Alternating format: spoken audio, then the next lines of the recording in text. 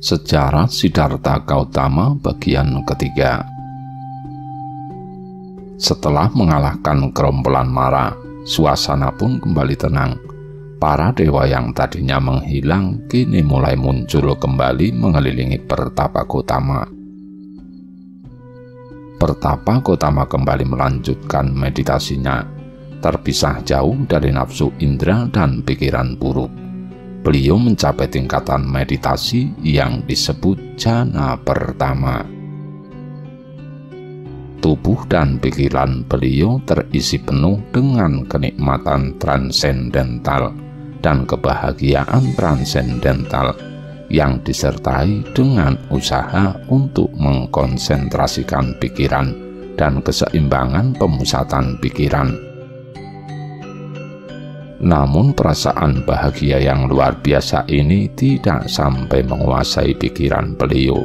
Dengan berakhirnya usaha untuk mengkonsentrasikan pikiran, beliau memasuki jana kedua yang masih terisi oleh kenikmatan, kebahagiaan, dan keseimbangan pikiran.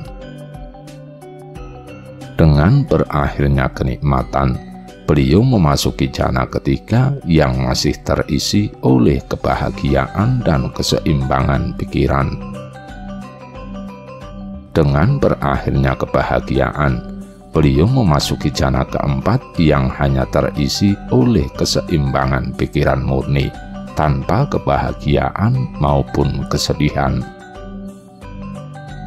Dengan pikiran yang terpusat jernih tanpa noda dan tak akan tergoyahkan, ia mengarahkan pikirannya pada pengetahuan tentang kehidupannya yang lampau.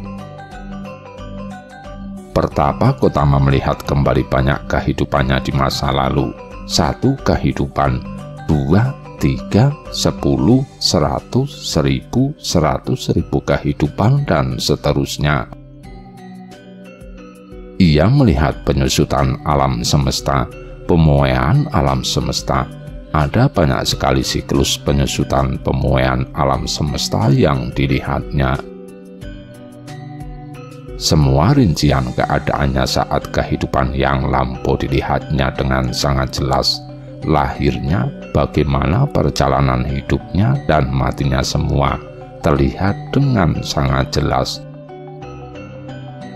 Inilah pengetahuan pertama yang diperolehnya. Kemudian ia mengarahkan pikirannya pada pengetahuan tentang kelahiran dan kematian semua makhluk. Ia melihat bagaimana para makhluk mati lalu muncul kembali.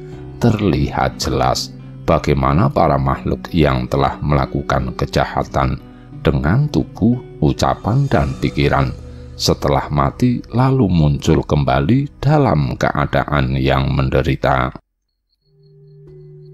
Terlihat juga bagaimana para makhluk yang telah melakukan kebajikan dengan tubuh, ucapan, dan pikiran setelah mati lalu muncul kembali dalam keadaan yang membahagiakan. Inilah pengetahuan kedua yang diperolehnya. Selanjutnya, ia mengarahkan pikirannya pada pengetahuan tentang noda pikiran.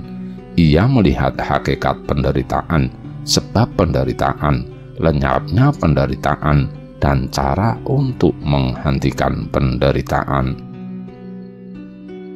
Setelah menyadari 4 kebenaran mulia ini, pikirannya terbebas tuntas dari nafsu indera, bebas dari keinginan untuk berada terus-menerus dan keinginan untuk musnah, bebas dari ketidaktahuan. Muncul pengetahuan bahwa ia sudah terlepas dari siklus hidup mati. Inilah pengetahuan ketiga yang diperolehnya. Saat menjelang fajar atau subuh, bulan purnama penuh di bulan Waisak, Pertapa Gautama memperoleh pencerahan spiritual tertinggi atau Samyak Sambodhi di usia tepat 35 tahun. Dengan demikian, beliau menjadi Samyak Sambuddha, Buddha yang maha sempurna. Tubuh beliau memancarkan sinar berwarna emas, para dewa menaburkan berbagai bunga surgawi ke beliau. Semua pohon pada mengeluarkan bunga dan buah, padahal di luar musimnya 10.000 sistem tata surya bergetar dilanda gempa. 1. Siddhartha Gautama sudah menemukan obat untuk mengatasi tua, sakit, dan mati. Obatnya adalah nirwana. Nirwana bukan surga. Menurut agama Buddha, di surga masih mengalami kematian, tidak kekal. Nirwana adalah terputusnya siklus hidup mati. Orang yang sudah mencapai nirwana tidak akan terlahir kembali ke alam manapun juga, termasuk di surga, karena tidak terlahir, maka tidak mengalami tua, sakit, dan kematian. Cara mencapai nirwana adalah dengan mempraktekkan jalan mulia berunsur 8. 2. Waisak adalah nama bulan sama seperti Januari, Februari. Catatan, setelah menerima persembahan makanan dari seorang wanita yang bernama Sujata, Pertapa Gautama membagi makanan itu menjadi 49 suapan dan berkata sendiri, semoga makanan ini cukup untuk memberi tenaga selama 49 hari. Kemudian mulai makan.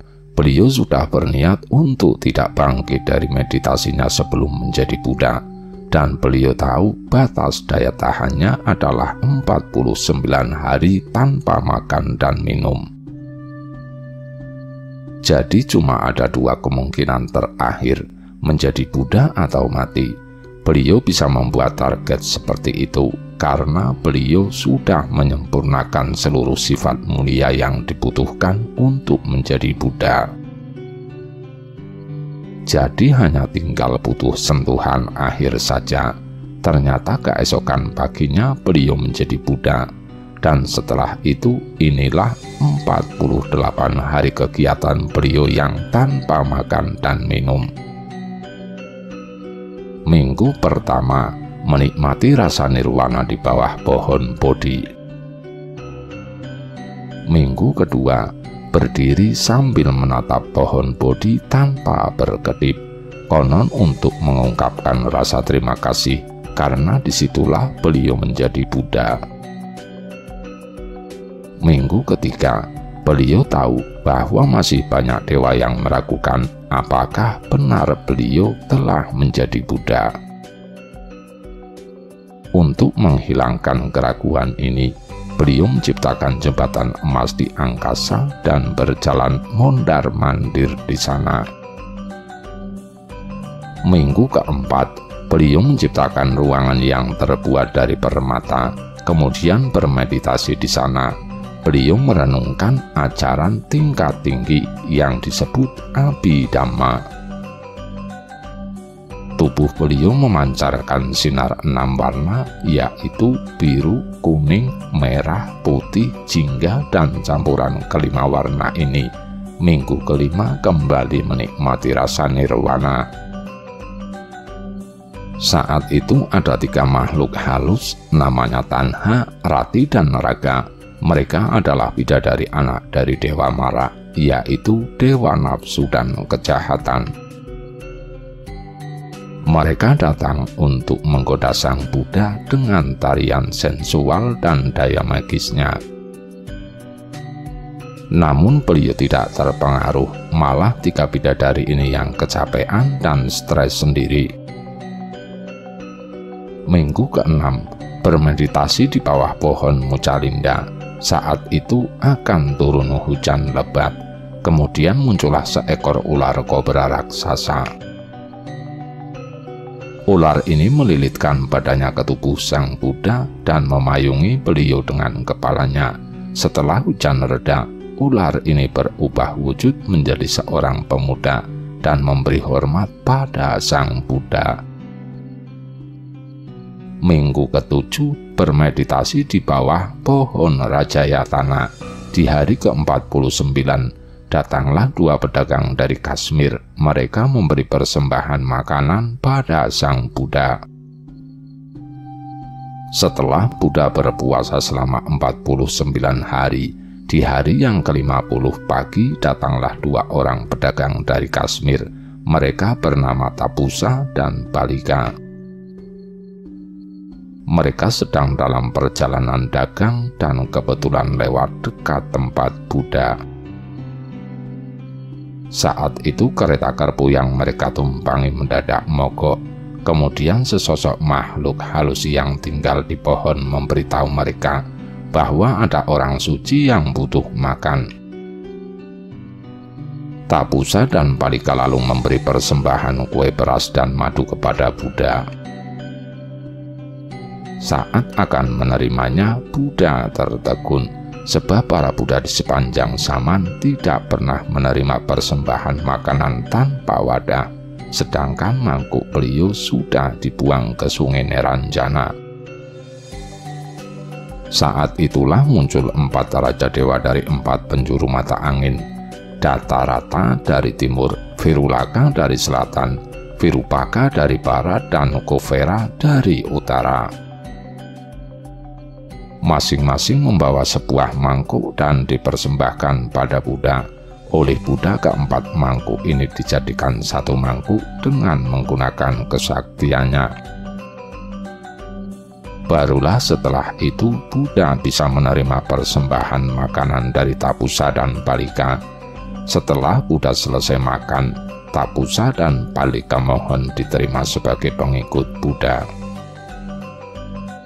Dengan demikian, mereka adalah umat Buddha yang pertama. Sebelum pergi, mereka minta benda peninggalan Buddha untuk dipuja di tempat tinggal mereka. Buddha lalu mengusap kepalanya dengan tangan kanan dan memberikan beberapa helai rambut beliau kepada mereka untuk dibawa pulang.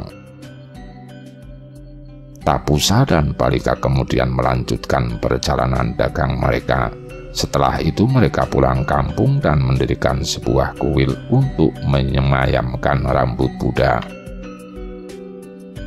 Catatan 1. 4 raja dewa ini berasal dari alam Catu Maharajika, surga tingkat pertama. 2. Kelak Tapusa dan Balika akan kembali menemui Buddha. Setelah mendengarkan khotbah, Tapusa mencapai pencerahan spiritual tingkat pertama, sedangkan Balika akan menjadi biku dan mencapai pencerahan spiritual tertinggi.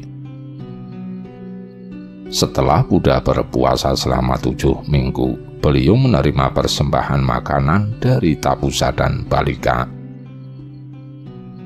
Setelah selesai makan dan kedua orang itu sudah pergi, Buddha berpikir, Dhamma yang telah kutemukan ini sulit untuk dimengerti, sangat dalam, halus, bersifat transendental, hanya bisa dipahami oleh orang bijaksana. Sedangkan orang pada umumnya sangat terikat pada hal-hal yang bersifat duniawi, mereka akan sulit memahami Dhamma yang telah kutemukan ini. Jika aku mengajarkan Dhamma pada orang-orang seperti ini, percuma saja, hanya akan melelahkan tanpa hasil. Saat itu juga, Brahma Sahampati, makhluk halus yang menguasai alam ini, membaca pikiran Sang Buddha. Lalu ia berpikir, gawat, dunia akan binasa jika sampai Buddha tidak mengajarkan Dhamma. Lalu Brahma Sahampati lenyap dari alam Brahma dan muncul seketika di alam manusia, berdiri di hadapan Buddha. Ia lalu memberi hormat dengan berlutut dan berkata, "Yang mulia, mohon berkenan untuk mengajarkan Dhamma. Ada makhluk yang hanya memiliki sedikit debu di mata mereka. Mereka akan bisa mengerti Dhamma." Sedikit debu di mata mereka maksudnya ada orang yang sifat jeleknya cuma sedikit. Mereka ini cukup bijaksana secara spiritual. Kemudian Buddha memeriksa seisi dunia dengan mata batinnya. Beliau melihat ada makhluk yang bersifat baik dan ada yang bersifat jelek, ada yang bijaksana dan tidak, ada yang mudah diajar dan ada yang sukar. Setelah melihat ini, Buddha lalu menjawab, "Terbukalah bagi mereka pintu menuju tanpa kematian atau nirwana. Biarlah mereka yang mendengar Dhamma lalu menanggapinya dengan keyakinan." Setelah tahu kalau permohonannya disetujui, Brahma Sahampati lalu memberi hormat dengan cara mengitari Buddha sebanyak 3 kali searah jarum jam, lalu ia lenyap. Catatan, permohonan Brahma Sahampati ini diucap ulang saat umat di vihara memohon biku untuk berkhotbah. Jadi sebelum biku berkhotbah, umat akan bilang begini dalam bahasa Pali, "Brahma Sahampati, penguasa alam ini, memohon pada Buddha. Ada makhluk yang hanya memiliki sedikit debu di mata mereka. Ajarkanlah Dhamma. Barulah setelah itu biku berkhotbah." Penghormatan mengelilingi Buddha searah jarum jam sebanyak 3 kali disebut pradaksina. Tradisi ini masih dilakukan sampai sekarang. Lihat saja di Candi Borobudur saat perayaan Waisak, yang pertama kali melakukannya adalah Brahma Sahampati. Setelah mendengar permohonan Brahma Sahampati, Sang Buddha lalu memutuskan untuk mulai mengajar. Kemudian beliau berpikir siapa yang pertama kali akan diajarinya. Beliau teringat pada guru meditasinya yang pertama, yaitu Alarakalama. Saat itu ada dewa yang membaca pikiran Sang Buddha. Seketika dewa itu memberitahukan Sang Buddha bahwa Alarakalama telah meninggal dunia seminggu yang lalu. Sang Buddha lalu menggunakan mata batinnya untuk melihat Alarakalama, dan memang sesuai dengan yang diberitahukan oleh dewa itu. Kemudian beliau teringat pada guru meditasinya yang kedua, yaitu Uddakaramaputa. Kemudian ada dewa yang memberitahukan bahwa Uddakaramaputa telah meninggal dunia kemarin malam. Sang Buddha lalu menggunakan mata batinnya untuk melihat Uddakaramaputa, dan memang sesuai dengan yang diberitahukan oleh dewa itu. Kemudian beliau teringat pada 5 pertapa yang menemaninya selama masa penyiksaan diri. Dengan menggunakan mata batinnya, Buddha melihat bahwa mereka sedang berada di Taman Rusa Isipatana dekat Benares. Lalu Buddha berangkat dengan berjalan kaki ke sana. Sesampainya di Taman Rusa Isipatana, tepat 2 bulan setelah menjadi Buddha, beliau mulai mengajarkan Dhamma untuk pertama kalinya kepada 5 pertapa. Awalnya sewaktu melihat Buddha berjalan mendekat dari kejauhan, 5 pertapa itu sepakat untuk tidak memperdulikan Sang Buddha. Salah seorang dari mereka berkata, "Teman-teman, yang datang ini adalah Pertapa Gautama. Ia telah gagal dalam pertapaannya dan telah kembali ke kehidupan duniawi. Jangan disapa, apalagi sampai dihormati. Ia boleh duduk di sini sesukanya, tapi jangan diajak bicara. Anggap saja ia tidak ada." Tetapi ketika Sang Buddha sudah dekat, kelima pertapa ini tidak bisa bertahan pada kesepakatan mereka. Seorang membawakan mangkuk dan jubahnya, seorang menyiapkan tempat duduk, seorang menyiapkan air untuk mencuci kakinya. Buddha tidak pakai alas kaki. Kemudian mereka semua memberi hormat padanya. Semula kelima pertapa ini menyapa Sang Buddha sebagai teman atau rekan. Buddha memberitahu mereka sampai 3 kali untuk tidak menganggapnya sebagai teman, melainkan sebagai orang yang telah mencapai pencerahan spiritual tertinggi dan akan mengajari mereka cara untuk mencapainya juga. Setelah berhasil meyakinkan kelima pertapa itu, Buddha mulai berkhotbah. Isinya tentang 4 kenyataan mulia dan jalan mulia berunsur 8. Oh para biksu, terdapat 2 ekstrim yang seharusnya dihindari oleh seseorang yang telah melepaskan keduniawian. 1. Memanjakan diri dalam kesenangan indera. 2. Melekat pada penyiksaan diri. Dengan meninggalkan kedua ekstrim ini, Sang Tathagata atau sebutan lain Buddha telah memahami jalan tengah atau Majjhima Patipada yang mendukung pandangan dan pengetahuan spiritual dan yang mengarahkan pada ketenangan, kebijaksanaan tertinggi, pencerahan, dan nibbana. Semua bentuk kehidupan di semua alam termasuk surga pada hakikatnya adalah penderitaan karena tidak kekal. Penderitaan ini disebabkan oleh nafsu. Dengan lenyapnya nafsu, maka derita juga lenyap. Jalan yang harus ditempuh untuk melenyapkan derita adalah jalan tengah atau jalan mulia berunsur 8. Jalan tengah itu adalah pandangan benar, pikiran benar, ucapan benar, perbuatan benar, mata pencaharian benar, upaya spiritual benar, perhatian benar, dan konsentrasi benar. Khotbah saya persingkat karena terlalu panjang, akan diberikan dalam versi yang lebih lengkap. Setelah Buddha selesai berkhotbah, pertapa Kondana mencapai pencerahan spiritual tingkat pertama, disebut Sotapanna. Sang Buddha membaca pikiran Kondana lalu berkata, Kondana sudah mengerti secara spiritual. Kondana lalu minta ditahbiskan sebagai biksu. Buddha menahbiskannya dengan berkata, mari biku, Dhamma telah diajarkan. Sekarang tempuhlah hidup suci menuju lenyapnya seluruh penderitaan.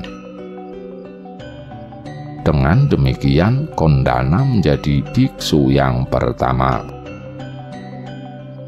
Sejak hari itu Sang Buddha tinggal di Taman Rusa Isipatana. Tiap hari beliau mengajar kelima pertapa itu. 2 hari kemudian pertapa Vapa dan Badia mencapai pencerahan spiritual tingkat pertama, lalu mereka ditahbiskan menjadi biksu. 2 hari setelahnya pertapa Mahanama dan Asaji mencapai pencerahan spiritual tingkat pertama, lalu mereka ditahbiskan menjadi biksu. 5 hari setelah memberikan khotbah pertama, Sang Buddha memberikan khotbah yang disebut Anatalakana Sutta. Setelah mendengar khotbah ini, kelima biksu itu mencapai pencerahan spiritual tertinggi atau tingkat 4, disebut arahat. Catatan: 1. Kondana adalah orang yang meramalkan bahwa Pangeran Siddhartha sewaktu bayi kelak akan menjadi Buddha. 2. Ciri tercapainya pencerahan spiritual tingkat pertama adalah 1. Lenyapnya ego, 2. Lenyapnya keraguan pada Sang Buddha dan ajarannya, 3. Lenyapnya kepercayaan tahayul, 4. Memiliki moralitas yang sempurna. Setelah kelima pertapa itu menjadi biku, maka terbentuklah Sangha. Sangha adalah komunitas biku yang dipimpin oleh Sang Buddha. Peristiwa Sang Buddha mengajar untuk yang pertama kalinya ini diperingati sebagai Hari Raya Asada. Waktu itu di Benares ada seorang pemuda yang bernama Yasa. Ia adalah anak pedagang yang sangat kaya. Seperti Pangeran Siddhartha, Yasa juga punya 3 buah istana dan hidup penuh dengan kemewahan dikelilingi oleh para gadis pelayan yang cantik. Suatu malam saat menikmati hiburan, ia kelelahan dan tertidur. Tengah malam ia terbangun dan melihat para pelayannya juga tengah tertidur di sekelilingnya. Yasa merasa sangat tidak nyaman melihat para dayang tidur dalam berbagai posisi yang kacau. Akhirnya ia berjalan keluar dari istananya sambil bergumam, "Saya menderita, saya dalam bahaya." Yasa berjalan ke Taman Rusa Isipatana. Di sana ada Sang Buddha bersama dengan 5 pertapa yang baru menjadi biku. Saat itu sudah pagi hari. Sang Buddha sedang berjalan menghirup udara segar. Ketika Yasa sudah dekat, Sang Buddha menyapanya, "Kemarilah Yasa, di sini tidak ada penderitaan, di sini tidak ada bahaya." Buddha tahu nama Yasa walaupun belum pernah ketemu dan berkenalan sebelumnya. Yasa merasa gembira disapa Sang Buddha. Ia lalu melepas sandalnya, memberi hormat dan duduk di dekat Buddha. Sang Buddha lalu memberi khotbah padanya, mengajarinya tentang kedermawanan, hidup bersusila atau moralitas, dan kelahiran di surga sebagai akibat dari kedermawanan dan moralitas. Lalu dilanjutkan dengan bahaya dari nafsu indera dan manfaat meninggalkan keduniawian. Ketika pikiran Yasa sudah bersih, bersemangat, yakin dan siap menerima ajaran yang lebih tinggi, Sang Buddha lalu membabarkan pengetahuan yang hanya ditemukan oleh para Buddha, yaitu 4 kebenaran mulia. Setelah Buddha selesai berkhotbah, muncullah mata kebijaksanaan spiritual di dalam diri Yasa. Ia mencapai pencerahan spiritual tingkat pertama disebut Sotapanna. Keesokan paginya, seisi istana Yasa pada ribut sebab Yasa tidak ada. Ayah Yasa menyuruh para pegawainya untuk mencari Yasa ke segala tempat. Sementara ia sendiri pergi mencari ke Taman Rusa Isipatana. Sesampainya di Taman Rusa, ia melihat sandal anaknya tidak jauh dari Sang Buddha. Sang Buddha menggunakan kesaktiannya supaya Yasa tidak kelihatan.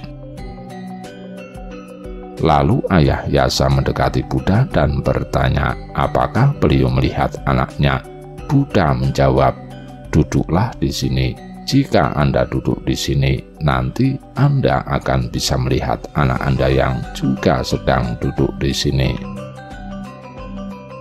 Setelah ayah Yasa duduk, kemudian Sang Buddha memberi khotbah yang sama seperti pada Yasa, yaitu tentang kedermawanan, hidup bersusila atau moralitas, dan kelahiran di surga sebagai akibat dari kedermawanan dan moralitas.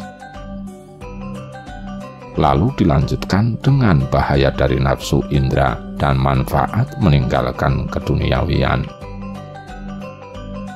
Ketika pikiran ayah Yasa sudah bersih, bersemangat, yakin dan siap menerima ajaran yang lebih tinggi, Sang Buddha lalu membabarkan pengetahuan yang hanya ditemukan oleh para Buddha, yaitu 4 kebenaran mulia. Setelah selesai mendengar khotbah ini, muncullah mata kebijaksanaan spiritual di dalam diri ayah Yasa. Ia mencapai pencerahan spiritual tingkat pertama, sedangkan Yasa mencapai pencerahan spiritual tertinggi tingkat 4, disebut arahat. Ayah Yasa minta diterima sebagai pengikut dengan mengucapkan, "Aku berlindung pada Buddha, Dhamma dan Sangha. Semoga Sang Buddha menerima aku sebagai pengikut mulai saat ini sampai akhir hidupku." Setelah menerima ayah Yasa sebagai pengikut, kemudian Buddha menarik kembali kesaktiannya sehingga Yasa bisa dilihat oleh ayahnya. Ayah Yasa berkata, "Yasa, ayo pulang, ibumu menangis terus." Yasa menoleh pada Sang Buddha. Sang Buddha lalu menanggapi, "Tuan, Yasa telah memperoleh pencerahan spiritual tertinggi dan telah menghilangkan semua nafsunya. Apakah mungkin ia kembali ke kehidupan biasa dan menikmati kesenangan indera?" Ayah Yasa menjawab, "Saya rasa memang sudah tidak mungkin. Apa boleh saya mengundang Sang Bhagava atau Buddha beserta para biku, termasuk anak saya, untuk makan siang besok di rumah saya?" Sang Buddha menerima undangan ini dengan membisu, tidak menjawab. Setelah tahu permohonannya diterima, Ayah Yasa berdiri, memberi hormat dan berjalan mengitari Sang Buddha searah jarum jam, lalu pulang. Setelah ayahnya pulang, Yasa minta ditahbiskan menjadi biku. Buddha menahbiskannya dengan berkata, "Mari biku, Dhamma telah diajarkan, sekarang tempuhlah hidup suci." Seketika itu juga Yasa sudah gundul dan sudah pakai jubah biku. Keesokan paginya, dengan diiringi 6 biku termasuk Yasa di belakang, Sang Buddha berjalan menuju ke istana keluarga Yasa. Setelah sampai, Sang Buddha disambut oleh ibu dan mantan istri Yasa. Sang Buddha memberi khotbah pada mereka. Isinya sama persis dengan khotbah yang diberikan pada Yasa.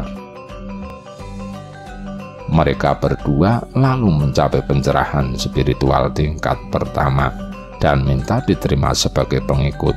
Ibu dan mantan istri Yasa adalah pengikut wanita pertama. Setelah itu makan pagi pun dihidangkan. Kedua wanita ini yang melayani Sang Buddha dan para biku. Setelah bersantap, Sang Buddha dan para biku kembali ke Taman Rusa Isipatana. Catatan 1. Penahbisan Yasa tanpa disertai kalimat menuju lenyapnya penderitaan, sebab Yasa sudah bebas dari penderitaan pikiran, sudah mencapai nirwana. 2. Untuk menjadi biku, syaratnya adalah harus gundul dulu dan menyiapkan jubah serta mangkuk. Sang Buddha menggunakan kesaktiannya sehingga Yasa gak perlu menyiapkan semua itu. Hal ini dimungkinkan sebab Yasa di kehidupan yang lalu sudah pernah mencukur orang lain dan memberikan perlengkapan biku. Jadi Sang Buddha hanya sebagai perantara terlaksananya hukum sebab akibat. 3. Yasa mencapai pencerahan spiritual tertinggi tanpa perlu berupaya keras, hanya 2 kali dengar ceramah saja tanpa perlu menjalani hidup pertapaan yang berat.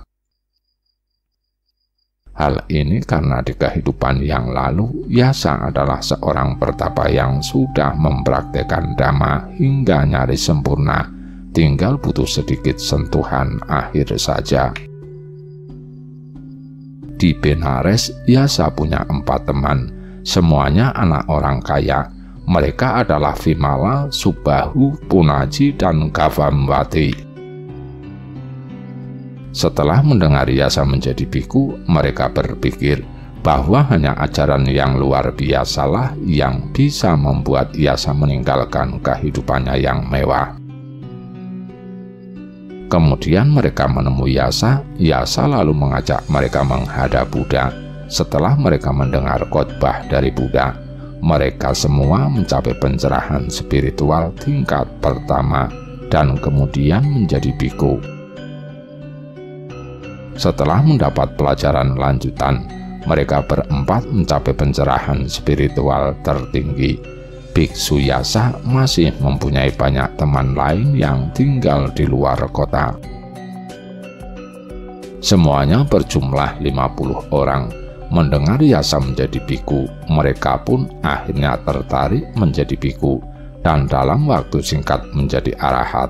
sehingga waktu itu terdapat 61 arahat termasuk Buddha. Semuanya terjadi dalam waktu kurang dari 3 bulan, mulai dari Buddha mengajar kepada 5 pertapa, kemudian Sang Buddha berkata kepada 60 arahat tersebut, "Para biksu, saya telah terbebas dari semua ikatan, baik yang duniawi maupun yang surgawi. Kalian juga sudah terbebas dari semua ikatan, baik yang duniawi maupun yang surgawi. Sekarang mengembaralah demi kesejahteraan dan kebahagiaan para dewa dan manusia. Janganlah pergi berdua ke tempat yang sama. Ajarkanlah Dhamma yang indah pada awalnya, indah di pertengahan, dan indah pada akhirnya, baik secara tata bahasa maupun maknanya. Beritahukanlah tentang kehidupan suci yang murni dan sempurna. Ada makhluk yang hanya memiliki sedikit debu di mata mereka. Kalau mereka tidak mendengar Dhamma, maka mereka akan kehilangan kesempatan untuk bebas dari penderitaan. Mereka akan bisa memahami Dhamma dengan cepat. Saya sendiri akan pergi ke Senanegama di Uruvela untuk mengajar." Demikianlah Sang Buddha mengutus para siswanya ke berbagai penjuru untuk menyebarkan Dhamma. Catatan 1. Terbebas dari ikatan duniawi maksudnya tidak akan terlahir kembali di dunia ini. Terbebas dari ikatan surgawi maksudnya tidak akan terlahir lagi di surga. Siklus hidup matinya sudah terputus. Setelah mati lenyap tanpa keterangan, tidak bisa dilacak lagi keberadaannya. 2. Kebaikan apapun yang dilakukan oleh seorang arahat tidak akan menimbulkan akibat karma bagi dirinya. Berbuat baik ataupun menganggur sama saja baginya, tidak ada pahalanya. 3. Demi kebahagiaan para dewa dan manusia. Maksudnya, kalau ada ceramah Dhamma, maka yang mendengarnya akan bahagia. Pendengarnya ini para dewa dan manusia. Setelah mendengar Dhamma, lalu mempraktekannya, akan menyebabkan kesejahteraan. Selain itu, di dalam pengembaraannya, para arahat ini akan mendapatkan persembahan makanan. Yang memberi persembahan akan mendapatkan pahala yang luar biasa besar. 4. Sewaktu 60 arahat ini mengajar Dhamma kepada para penduduk, ada banyak orang yang ingin menjadi biku.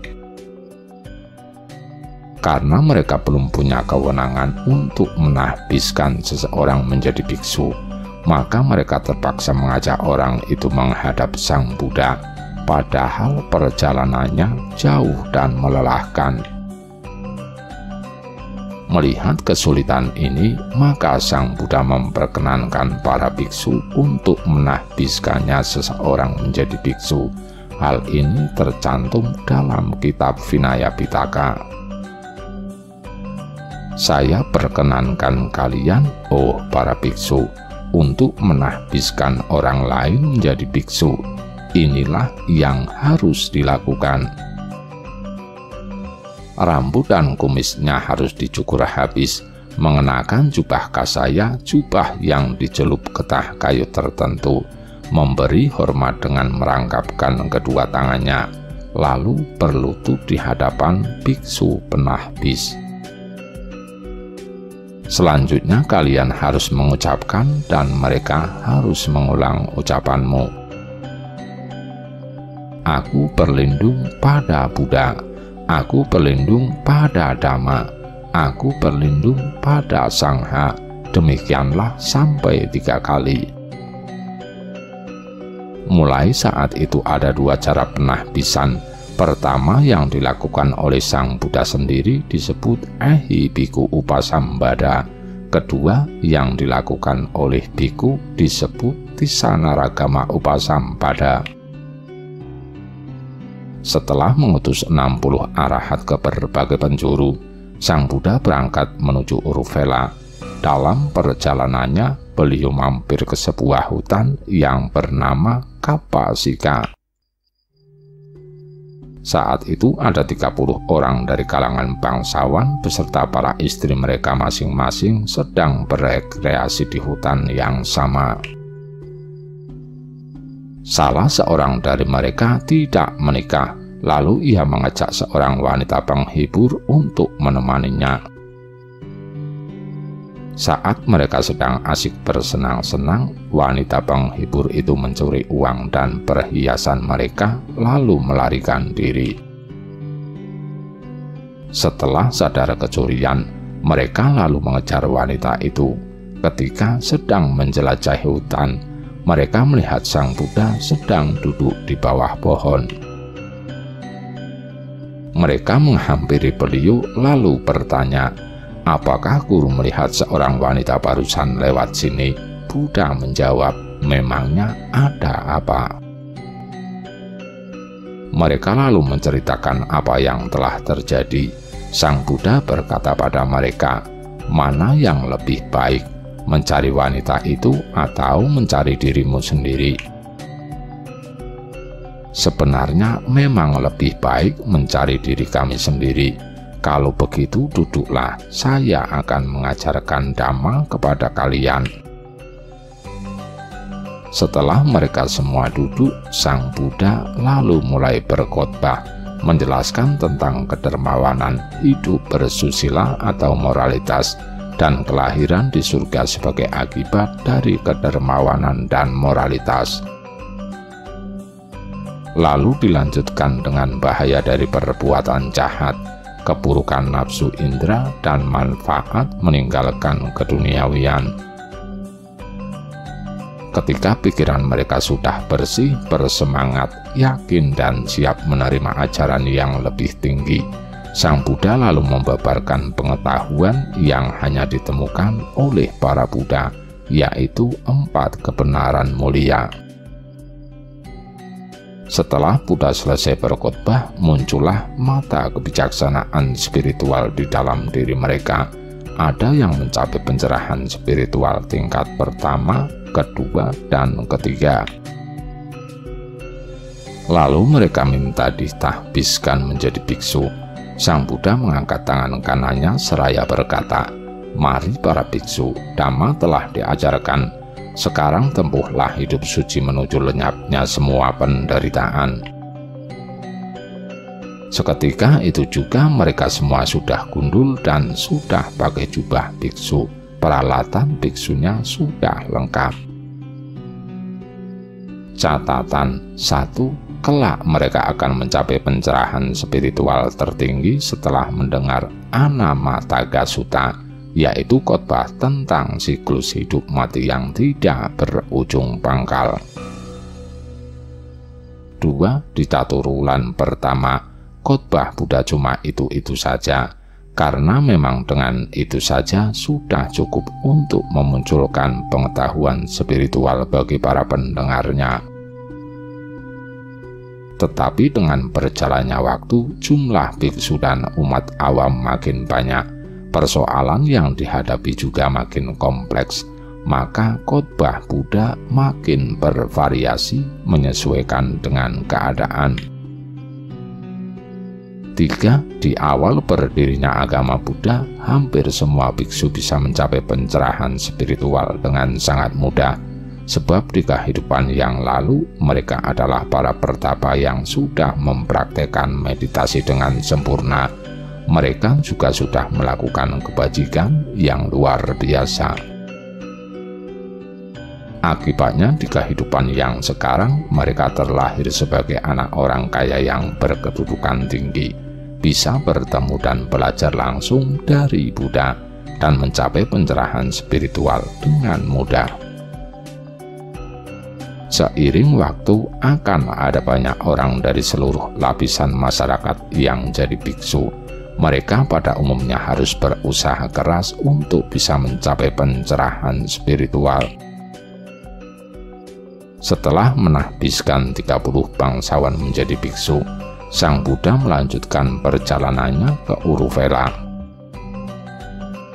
Di Uruvela ada sungai yang bernama Sungai Neranjana.